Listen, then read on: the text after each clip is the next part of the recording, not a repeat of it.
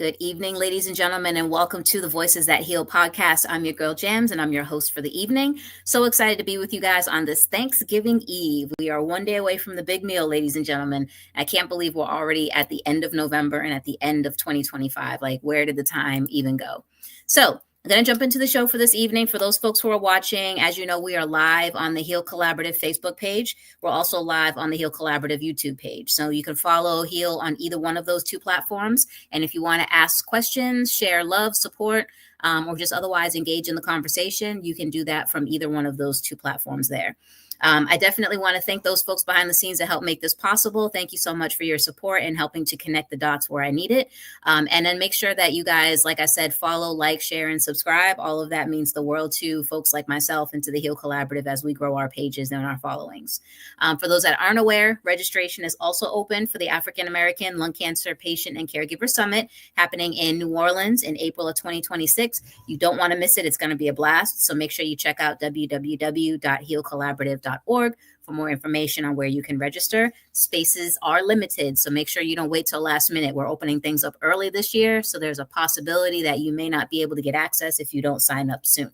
So that being said, for those folks who have been with the show for a while, you know that I did have a nutritionist on already earlier in the month to talk through some things, but I'm bringing another one on this evening because I want to talk through Thanksgiving.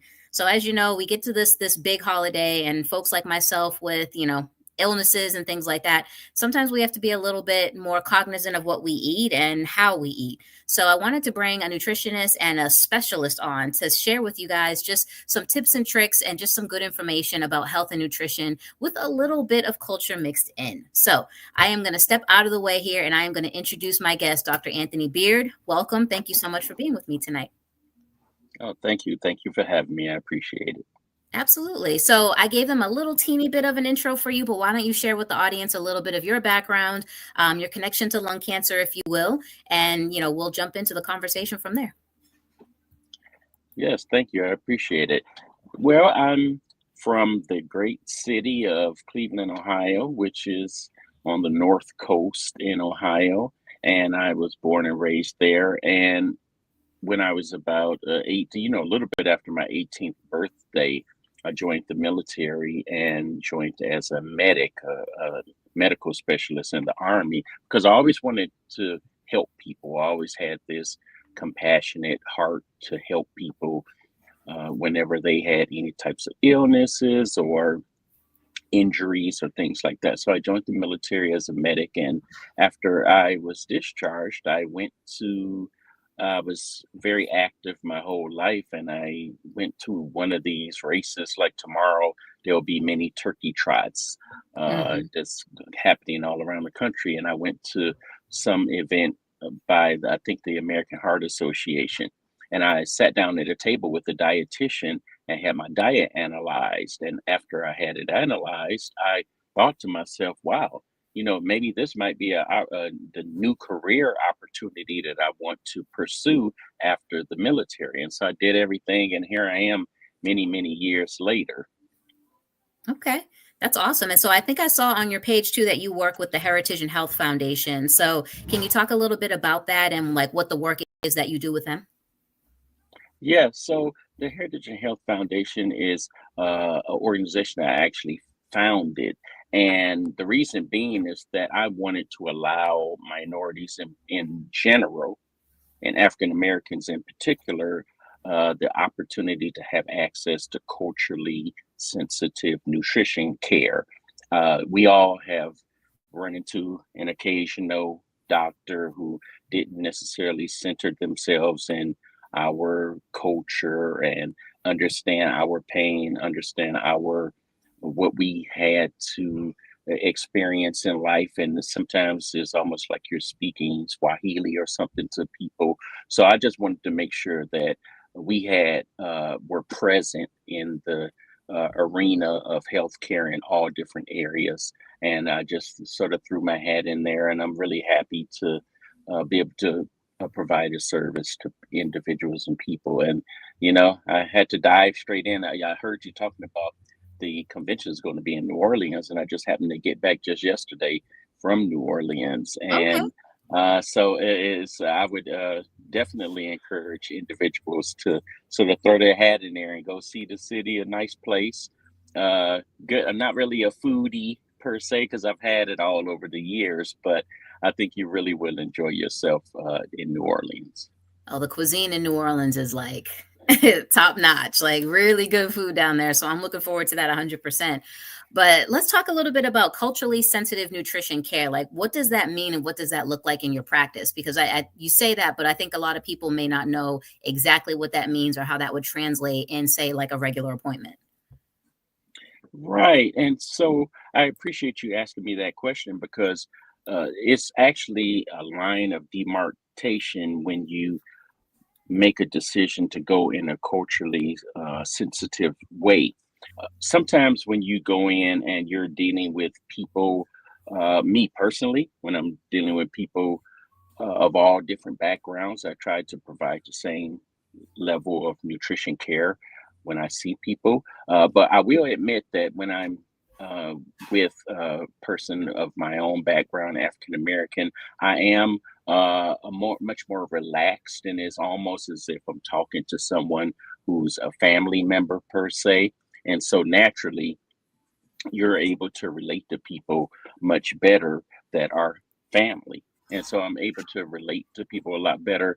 I don't have to use, uh, I can use, I guess the best way to put it is I can use shortcuts and language that people can understand, and I can speak back to them in a manner that's they can understand better and pick up on various cues and things like that where other people may not be able to understand those same cues.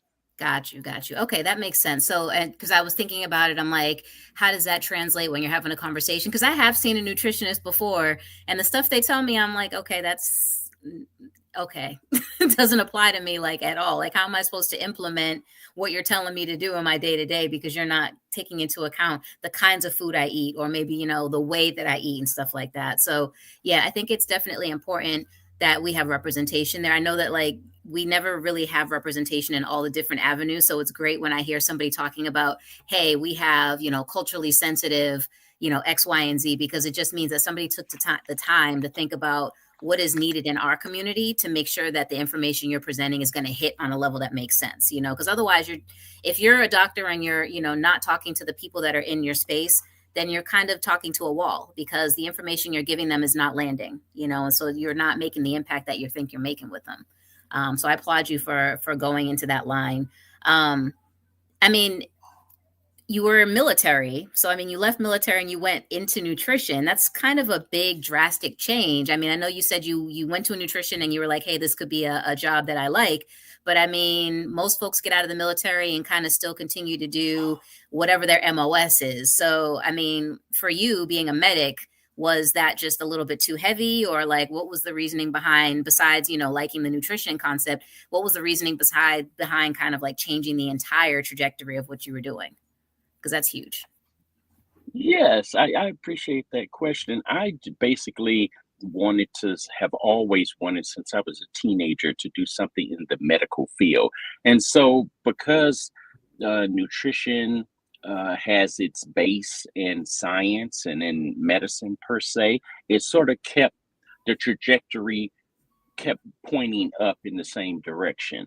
And so I just felt that it was just time to do something that was very analytical. My mind works in a very analytical way. Okay. And that just sort of fit in with the analytical side of my brain. That makes sense. All right. So when you're coaching, and pretend like I'm one of your clients or, somebody that would be working with you, how do you coach? Like, what does the conversation look like? Like say I come to you and I say, I'm here because I'm struggling with my eating habits, or I'm struggling with, I don't like, are you looking at health conditions for folks, or is it just people who are like interested in just what is the best course of nutrition for me? Like, what does that look like when you're coaching somebody? Yes. So the way it looks very different for each person. Unfortunately, we all come to the table per se with different circumstances that we're dealing with.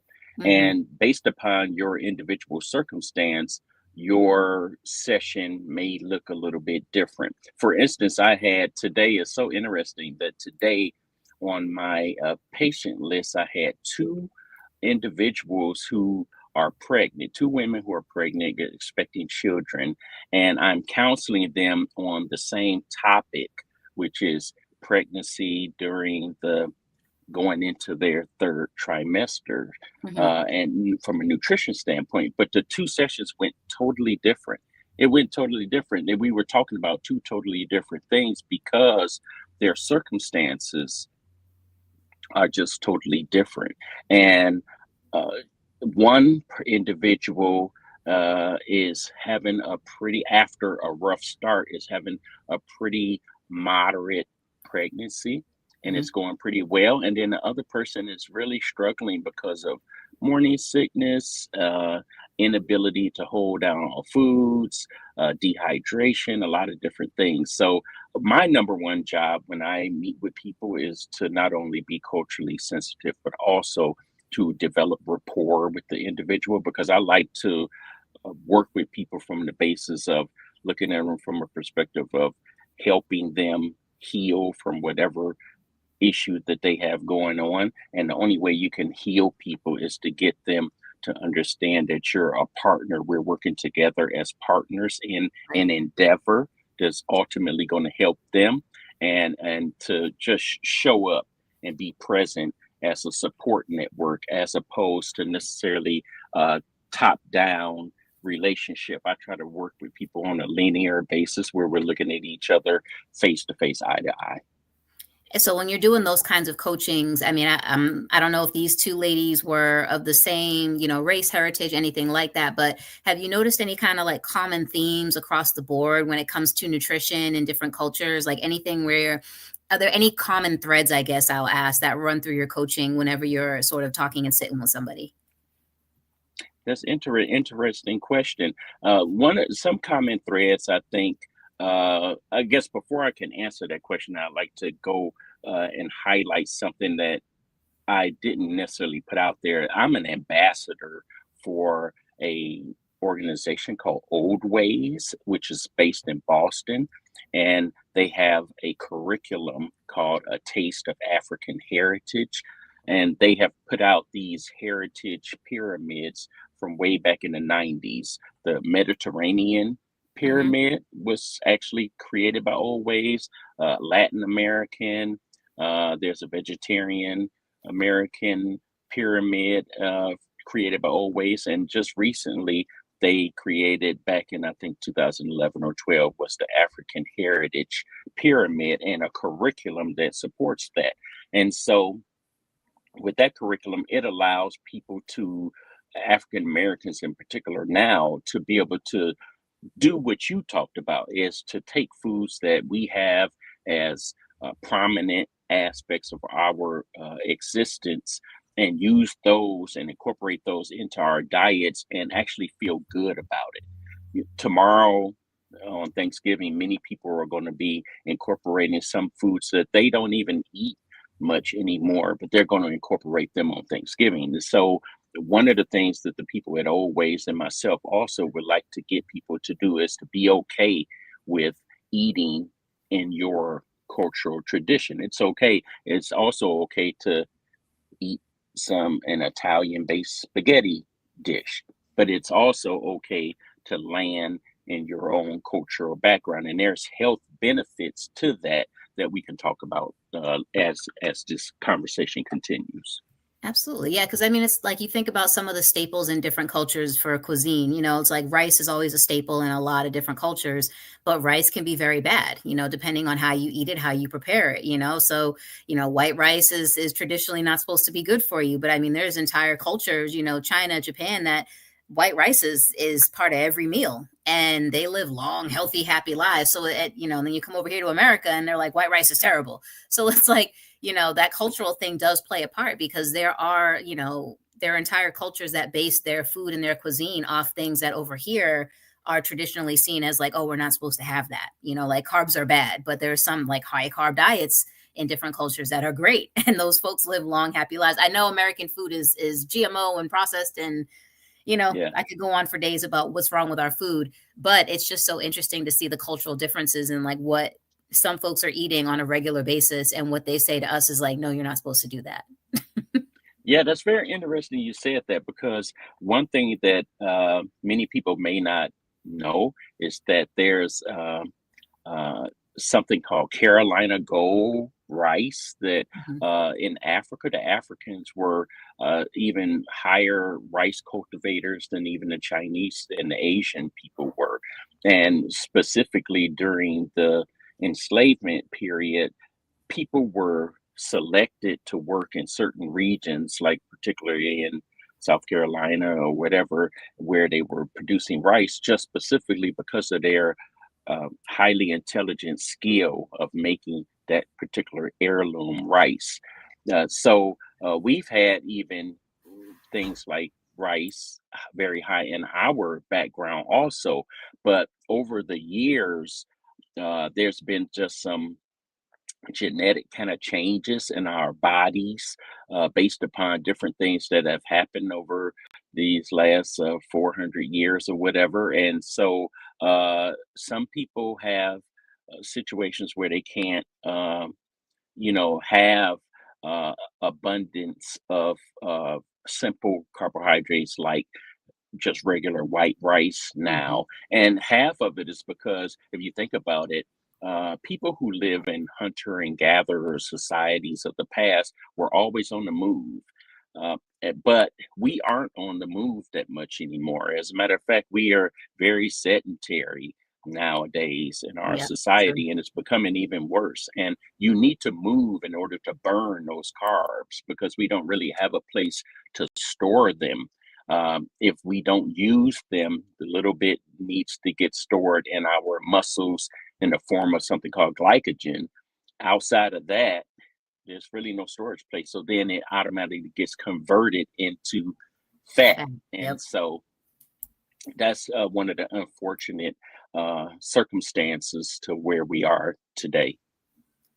Yeah, and that's, I mean, it's interesting you say that too, because I was thinking like in a lot of the in prehistoric and olden times, you only eat what you hunt and kill. So like we definitely live in a very gluttonous society, if you will. I saw something on Facebook the other day that was like Americans eat like insurance, like their health insurance is free. And I was like, we do. Like the most obnoxious thing you could find to eat is like, I'm going to wrap this cheeseburger in bacon and pickles and I'm going to deep fry all of it together and then I'm going to dip it in cheese. And it's like, oh God. It's like, sure, we can do it, but should we do it? You know what I mean? So it's funny when you think about it that way, because you're right. It's like if back in the day you only ate what you could hunt, and you also were very active, so you were burning off the calories you put in, so that does make a lot of sense.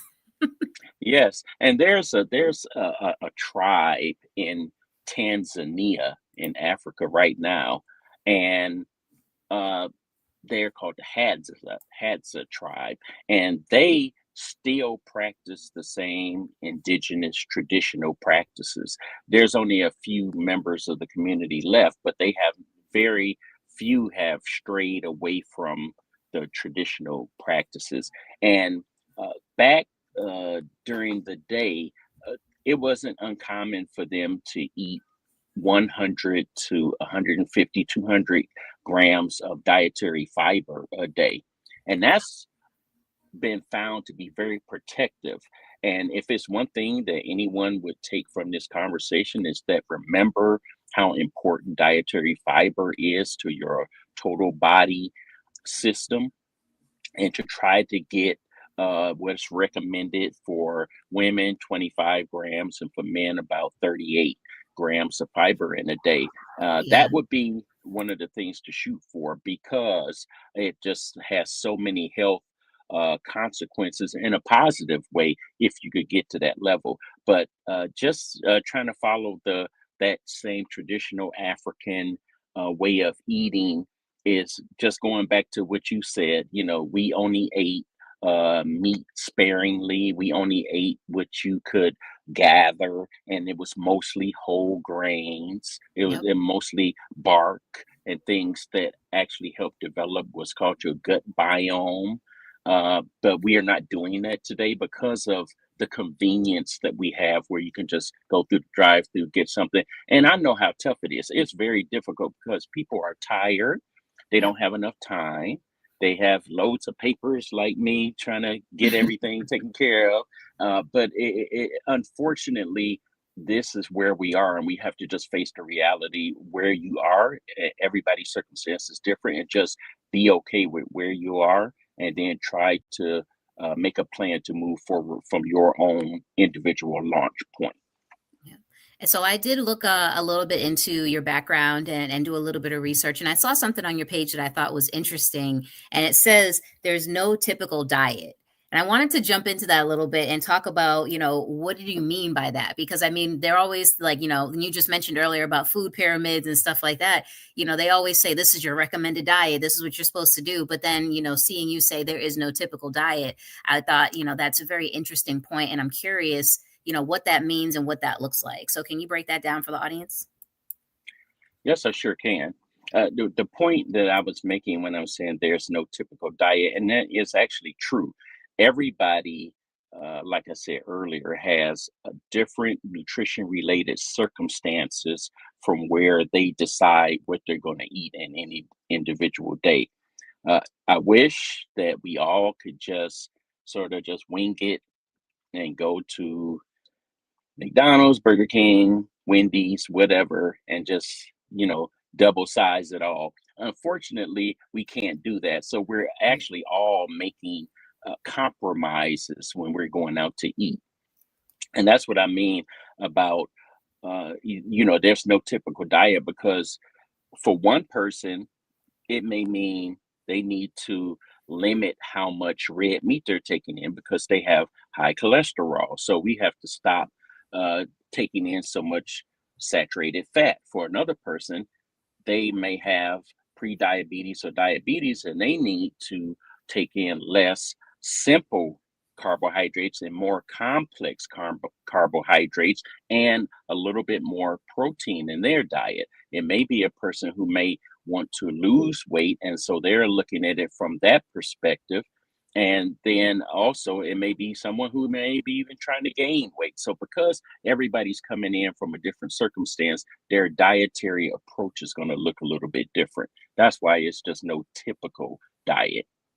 And then, so what are some of those common pitfalls that we all run into? Even though there's no typical diet, I feel like we all kind of fall into some of the same accidental traps. I mean, yes, it is much easier to eat unhealthy than unhealthy. I mean, I can go get a Big Mac down the street for, used to be $5. Now with inflation, it's looking more like 13. But, could go get down the street and get a Big Mac for $13, or I could get a salad for 20. And it's like, oh, okay, like you don't want to opt for the Big Mac, but it's like you want to save the money at the same time. So, like, what are some of those common pitfalls that we always seem to fall into? And maybe, like, what are some of the ways to navigate around those if you can? Yeah. So, some of the common pitfalls I think that people sort of fall into is the one of them is the carbohydrate trap, where you Hmm. feel that you have to avoid the carbs at all cost, and actually, that's actually somewhat of a trap. Is some in some ways it's a way to steer you more in the direction of more saturated fat, more cholesterol, and things like that, because you have to remember that there's only three macronutrients. That's carbohydrates, fat, and protein. And so if you lower your carbohydrate intake down too low, that only leaves you with dividing the rest of your calories among protein and fat. And there's now we're talking about storage. Where are you going to store it? Because you can only eat a certain amount. Hmm. And we already talked about where carbohydrate excesses get stored. Fat excesses goes to the same storage compartment, and you really can't really store that much protein either. So we have to just, I think that another pitfall and trap we fall into is the portion control trap, is that we don't portion our food and listen to our bodies when we are eating. For instance, one of my credentials you may see may be the certified intuitive eating counselor. And in the concept of intuitive eating, where we're trying to teach people how to develop the proper relationship with food by learning how to uh, become in attunement with your body and with your stomach and brain, because there's a communication going on that we don't always understand and recognize and respect and honor. And when if you slow down and learn to chew slower, you'll hear it, and it'll tell you, give you a signal to say stop eating at this point.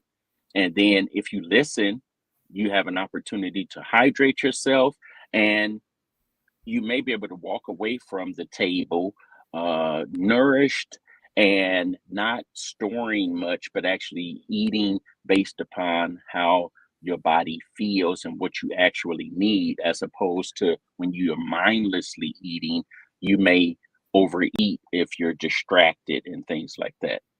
So what are your thoughts around this concept of Thanksgiving and, like, in the Black household, I'm just gonna say it, in the Black household, we Yeah, don't even get breakfast. Like, you go to mom and you say, "Mom, I'm hungry," and it's breakfast time. She's like, "You'll have dinner." Like, and that's the meal you get for the day. Like, we all know, like, don't eat for the day, because when we have dinner, everybody's gonna eat, gluttonously until, we're all full on the couch and nobody can move anymore. So what are your thoughts on that? That's a culture thing. It might be other households too. Let me not get it twisted. But that's a culture thing, like in a Black household, you're not eating breakfast on Thanksgiving. You're eating dinner, and you're eating dinner late. yes. Like, it's no 2 Oh, p.m. yeah. dinners in the Black household. Our dinner's at like 7. So, Right, right, and right. then inevitably by the time we get to dinner, our plates are this high because we haven't eaten all day and we're starving. And now at this point, we're way overeating in calories and complex carbs, all the things. We're overeating all of the things. So, you know, what are your thoughts on that Thanksgiving mentality, and how do we like navigate around that? Because I mean, we could nibble all day, but we don't want to get in trouble when grandma's in the kitchen and stuff like that. So how do we navigate around those pitfalls? Yes, I am so glad you asked that question, because it's going to happen. It's going to happen in the next few hours. And one of the things that I think that we need to remember is that it's actually better to eat six smaller meals than it is to have three big ones or even one big one. Yep. Because what you do, you're almost setting yourself up for failure when you delay eating. And that's what I meant about the intuitive eating concept of listening to the body and the brain's communication. And when your body tells you that you're hungry, it's okay to eat something. So it actually plays well if you're visiting like several different uh, people when you go to Mhm. eat. You could start out a day earlier and maybe do something like I mentioned earlier, like a turkey trot, to go out for a walk together or do something that has you moving. So now you're burning something. It may not be a lot of calories, but you're burning something, you're moving. Then you can start out eating small amounts, small portions, and it's okay to be cordial with people and have a little bit, but also take advantage of the opportunity to take a plate. You know how we are with taking a plate home. So eat a little bit, but take a plate home Yep. and Yep. only eat as much. And I think that people will understand when you are actually showing, because I think people really work really hard to make sure that their meal is good, it's filling, Yep. and that it's satisfying to their guests and loved ones. And it's okay to satisfy that and to make sure that you express to people how appreciative you are for the meal, and how good it is. You're going to show them by taking a plate home. Awesome. And on that plate, is there a proportion that we should be looking at? Should we have more collard greens, less mac and cheese? Should we have more yams, less turkey? Like, what's the ratio of mac to greens, in terms of how we should be eating that plate? Yes, that's actually a great question. And one thing I would take you back to what we just talked about is the intuitive eating concept of listening to the body and brain. The first of all, one thing that maybe not many people may not have heard of, but it's something I'd like for you to keep in mind, is this concept of meal sequencing, where you're eating your food in a certain sequence, where you're minimizing the impact of what would be considered the bad stuff. For instance, you can fill your Thanksgiving plate with divide it in half and put half vegetables and plant-based foods on one side. Then allow yourself a quarter of the plate for protein, maybe turkey, maybe ham, whatever it may be. And then you leave yourself 1/4 of the plate for a starch. But when I mean meal sequencing, I'm saying that you should eat your vegetables and your protein source first.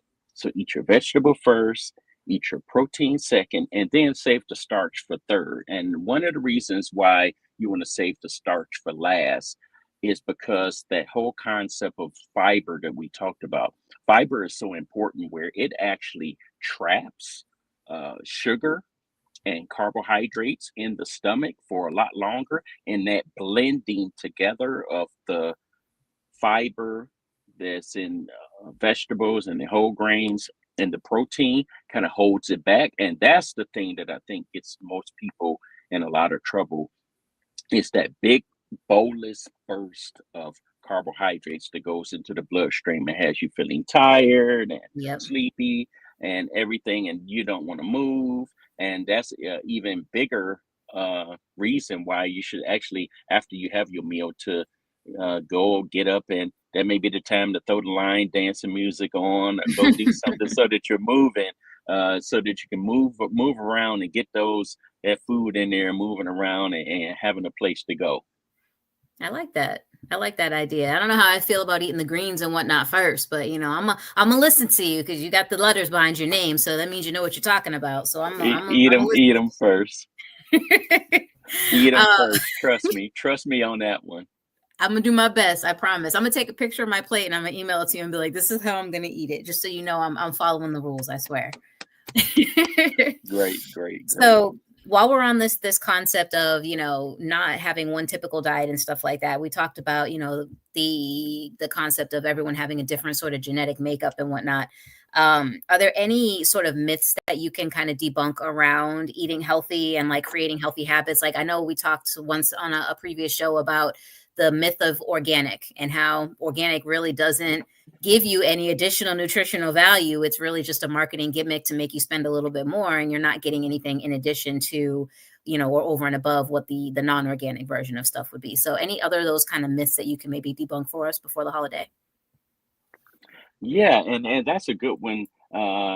Is the whole organic trap, because yes, it is a way for not only for retailers to sort of outprice the individuals buying it, but proportional. The difference between the organic practices and what they charge is just astronomical, where you can get one set of bananas for like 50 or 75 cents a pound, and the other ones are 250 a pound. I mean, that's just not even, and they're going to go bad a lot faster using the organic one. So that's one example. But the one I really want to keep leaning into is the carbohydrate myth of thinking that you have to eliminate all the carbs from your diet.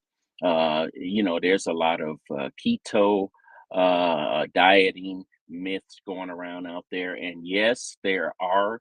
We do eat too many simple carbohydrates. And yes, we do need to have more protein. However, I would suggest that carbohydrates are the main source of energy in the body. Once again, you can't store them, so you need them. And there's some systems in the body, the brain and the central nervous system, that have this obligatory need for carbs. So you can't really, there's ways to make carbs, but it's almost like driving.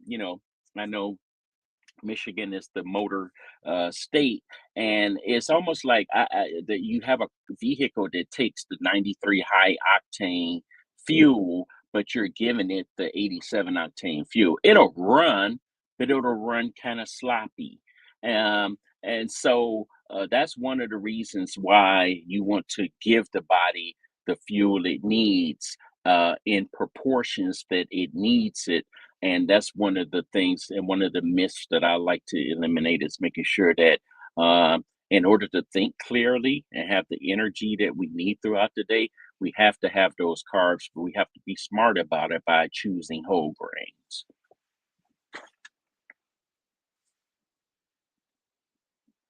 Nah, I'm muted. That's funny. Yeah.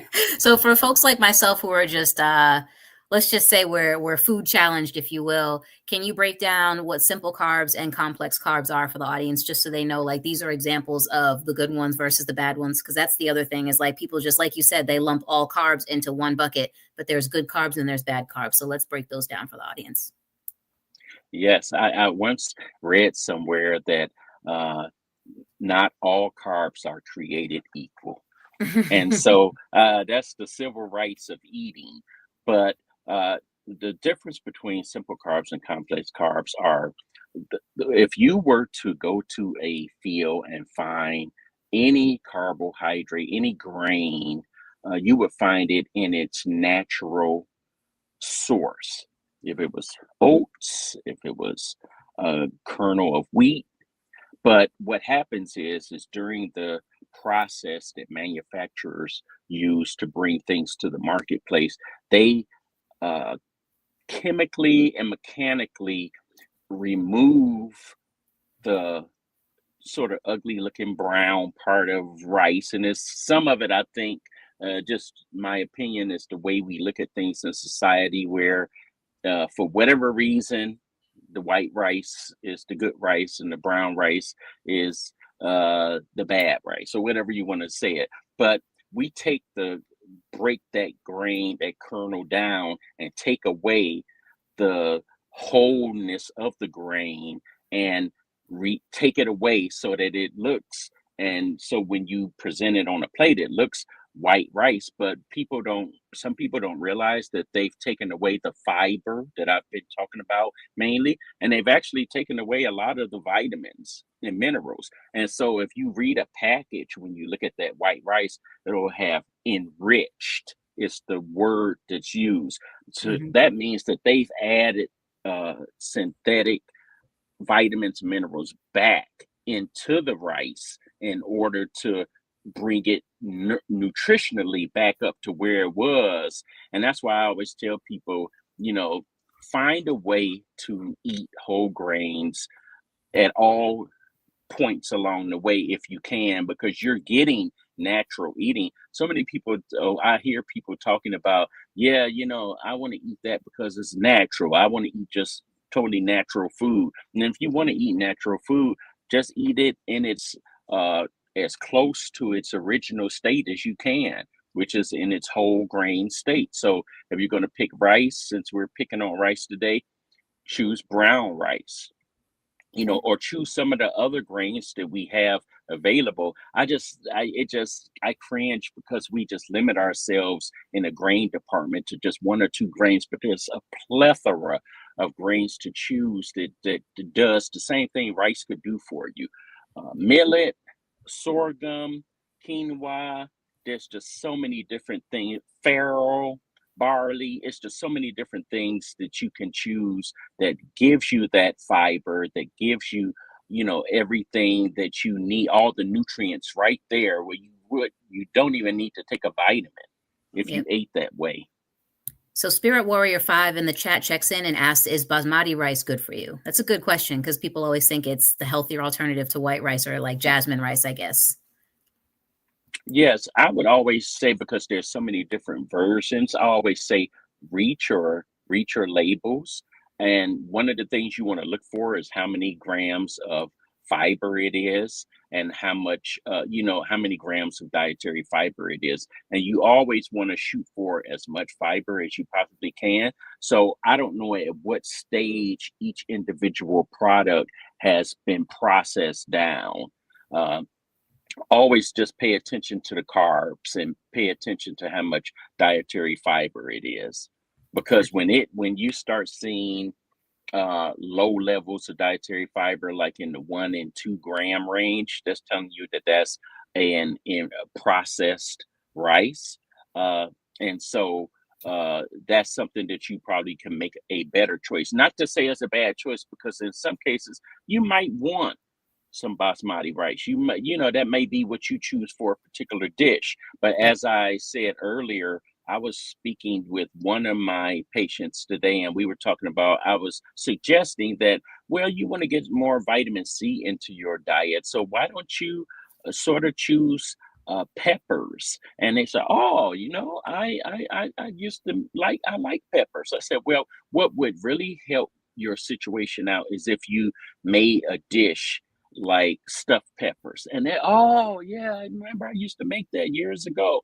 And I said, well, and one thing I would suggest is that you not use rice in your stuffed peppers, to use a whole grain, and it'll turn out just as good. I do it all the time. And they were just really baffled by just stuck in a certain place where thinking, wow, how can I make it without regular rice? But you could use brown rice, you could use millet, you could use kasha, you could use barley. You can use a number of different sources there that would actually help you. And that one particular stuffed pepper could turn into a nutritional powerhouse as opposed to just a regular meal. That's awesome. I don't even know how to prepare some of that stuff, like millet. I don't even know how you boil it. Is it You fried? I just don't. boil it. You just boil it. You just boil it. A lot of those are African heritage grains that have always been with our tradition, but we've drifted a little bit away. That's why I Yeah. really would encourage everyone to go visit old ways and go in the direction of the African heritage. And they have a number of free, no paywall resources right there where you can go and incorporate those into your diet as of starting tomorrow. Awesome. I'm gonna definitely check it out for sure. I don't know if I'm having it for Thanksgiving, Dr. Beer, but I'm gonna do my Right, best. right, All right, right, I'm gonna right, do my right. best. So while we're There's on that always tomorrow. right, Yes, tomorrow, and we'll how about Friday? We'll look at Friday for yes, that. yes, yes, yes, You know yes. what they say, tomorrow's not the day to be experimenting. Yeah, I'm not gonna be the one bringing millet to the Thanksgiving Day meal. Like, I'll never live that I down with hear you. my family. I hear you. I hear you. So speaking of, Thanksgiving and dietary restrictions and stuff like that, for those folks like myself who may, have conditions where we have to be careful and mindful of what we eat. I mean, honestly, everybody should just be careful and mindful at this point, regardless of whether or not you have a disease or anything. But in any case, for those folks that may be, more aware of what they're putting in their body on a very regular basis, what are some of the ways that we can make Thanksgiving actually enjoyable for us? Because some of this stuff we have to avoid, like we're trying to stay away from sugars, or we're trying to stay away from, meat or whatever it may be. So how do we navigate Thanksgiving having dietary restrictions and not feel like we're missing out on something, or, that we're not being, like we're just not enjoying it because we're not having the same thing as everybody else? Yes, I appreciate you asking me that question. And that kind of it brings me to something that happened about a couple of weeks ago. I am a member of a Toastmasters club, and it was my turn to speak. And I made a speech that talked about saving a seat at the table. And how this speech evolved was, I thought about people just similar to what you just said, is people who have different dietary limitations when it comes to eating, and they show up at a holiday, birthday party, a holiday meal, and they're thinking, what am I? Look at all this food. What can I eat? I'm sort of feeling left out. And Hmm. so the charge kind of goes to the host and the people bringing, is to think about those people. Think about, save a seat at the table for people who may be dealing with some type of chronic disease, chronic illness, or have some type of dietary restriction. And one advice I'd like to give is, one is to always balance. Think about balance. It One of the biggest ones I think in Thanksgiving is cranberry sauce. That's the one. The cranberry sauce that's in a can is always chosen. I just saw something yesterday in my reading that people always choose the canned cranberry sauce over any other form. And I don't know why, because you can make an excellent cranberry sauce out of just fresh cranberries Yep. that I think would be appropriate for everyone. And I don't know how deep we want to go into the murky waters sugar alternatives, because I wouldn't necessarily say sugar substitute, but sugar alternatives. But you can easily use something like a stevia or monk fruit, and you have the same effect on fresh cranberries as you would if you use regular sugar. And that would be more in the direction of people who wanted to, limit the amount of sugar they're taking in, somebody that's living with diabetes or something like that. So just balancing, making sure that you have not just one dish, but also a dish next to it by having an abundance of different vegetables, because vegetables are usually only 25 calories per serving, 25, 45 calories a serving. So you can sort of load up on those. Um, but of course, that's not the only thing that people bring to the Thanksgiving table. There's other foods, and just using, experimenting. It may be too late now for it, but experimenting during the year with whole grains and seeing how can you incorporate whole grains into the diet, and the biggest thing is, portion control. That's the biggest thing. Portion control, and making sure that you understand that there is a tomorrow, and you don't have to eat it all in one sitting. You can eat uh, the way we designed the plate and talked about eating half a plate of vegetables, and it still allows you to enjoy yourself and have a nice meal, but still take something with you and be able to enjoy yourself for 2 or 3 days after. Yeah. Yeah. And I think there's something to be said for, like people always talk about like eating for survival as opposed to eating for taste. I believe that's how it goes. Like you're not eating because something tastes good, like you're eating because this is what your body needs nutrient wise to function and run correctly. And there's definitely something to be said for that. I think we need to get back to some form of that a little bit of like, at least a meal a day should be something that you're eating for survival and not eating just because it tastes good. You know what I mean? So there's definitely, just I think room for us to all be a little bit better when it comes to that survival eating, because I mean, you were talking about fiber earlier on, and it's like 25 grams of fiber seems like a lot, and I don't think we're all getting our amounts of fiber that we're supposed to be getting in the first place. That's why we bring on all these supplements and things like that, which sometimes are not always as good as we would hope they are. But yeah, I mean, I think that's really great. That's really great advice for folks. And I think that it's something that is doable. Like sometimes you get that advice that you're like, I can't really do that. It's doable, like leaving a space at the table and having an abundance of different fruits and vegetables and stuff, that it makes sense and it's healthy. And it's something that is like vegetables are universal, so that's definitely a good piece of advice for folks. We're coming up towards the end of the show here, but I want to give folks an opportunity to connect with you. So where can folks, if people have questions about their diet, if they're like, hey, tomorrow for Thanksgiving, I'm trying to bring some millet. If they want to ask you some questions about all of these culturally sensitive foods, or maybe even engage with you and see about becoming a patient of yours or something, where can folks like find you and connect you to do that? Yes. So I am on Twitter, Instagram, and I'm trying to think, and I even actually have a YouTube channel, and it's under my name, Anthony Beard RDN. If you just use that language there, you should be able to find me on any of the social media channels there. But also, if you want to send me an email, my company has evolved and I've rebranded over the years. And it used to be called the Wellness Medicine, because I felt that nutrition and fitness was the proper prescription for health and wellness. And so I started out as my company way back in the 90s called the Wellness Medicine. And so I still have my same email address from back during my WellMed days. So my email address is the wellmed@yahoo.com. So THEWELLMED at yahoo.com. That's how you can send me an email. But once again, I'm on all the social media platforms under the name Anthony Beard RDN.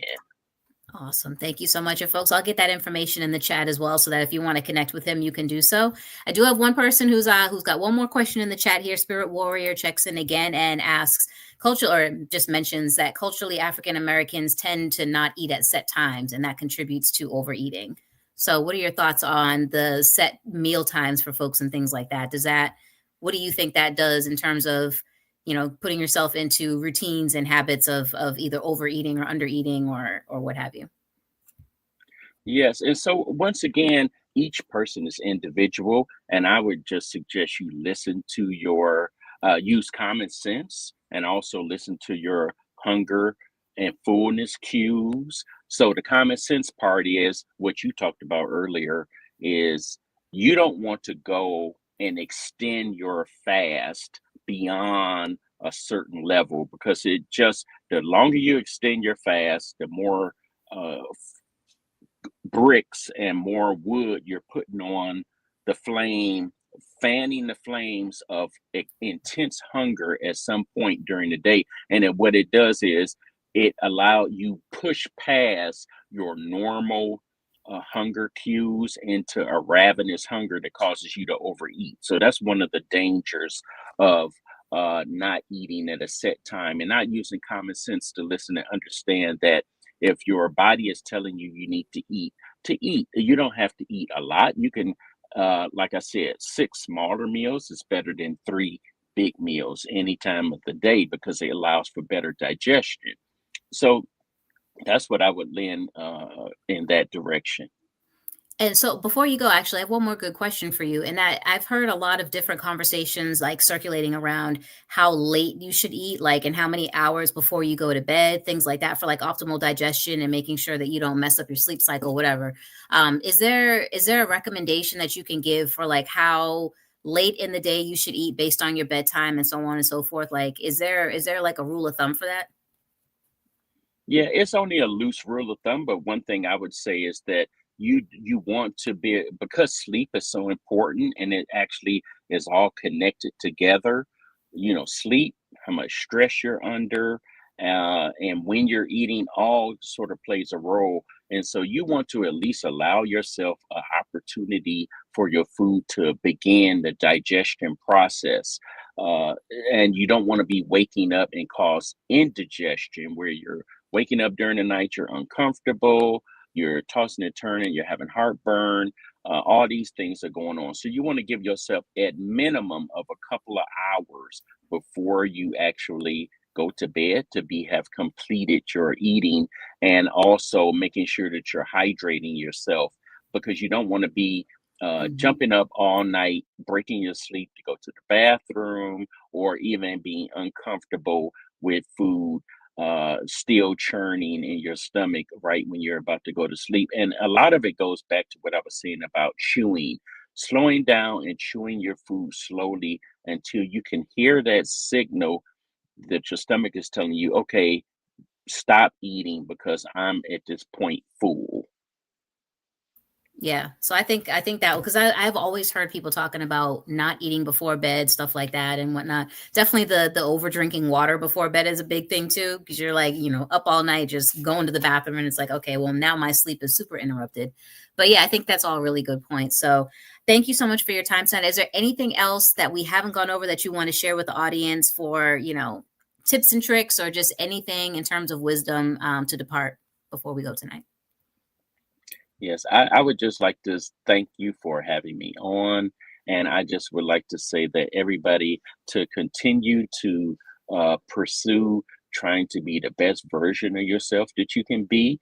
And everyone has a different starting point, but do your very best. Nobody's perfect. Nobody has a perfect diet, and nobody has an imperfect diet. It's just we all are eating based upon our current circumstances. So, go out and enjoy yourself. Food is supposed to be enjoyed and also for nutrient purposes also, but you're supposed to enjoy your food also. So don't get so stressed out over the whole eating process where you're forgetting that you're with friends, with family, because all that is very important in our cycle of life. You're trying to connect the whole person, not just one aspect, but you're all these different aspects: how you eat, how you move, how you relate with other people, all connects together to make you a whole person. So keep pursuing the best version of the whole person you can be. I love that. That is so good. Aw. All right, folks. Well, I want to thank you, Dr. Beard, for being with me tonight, the night before Thanksgiving, no less. I appreciate your time and the tips and the tricks and everything that we need to survive the holiday without feeling guilty about the food we're eating or not eating. Folks, I want to thank you for joining us tonight, for all the folks that chimed in and for everybody that stayed with us straight to the end here. Definitely appreciate you guys. If I don't get to hear from you, everyone have a safe and happy Thanksgiving. Make sure that you follow the HEAL Collaborative. Again, we've got our African American lung cancer patient and caregiver summit. Registration is open, so you want to make sure you hit www.healcollaborative.org for more information. And HEAL is more than just lung cancer too. They have a lot of other health conditions that they follow, that they track, and that they host amazing events around. So please make sure you get familiar, you check their website, and you see what's happening in your area, and you share it so that we can get the word out to our community about the things that are affecting us. So thanks everybody for rocking with me tonight. Happy early Thanksgiving. I will see you guys next time right here on Voices That Heal.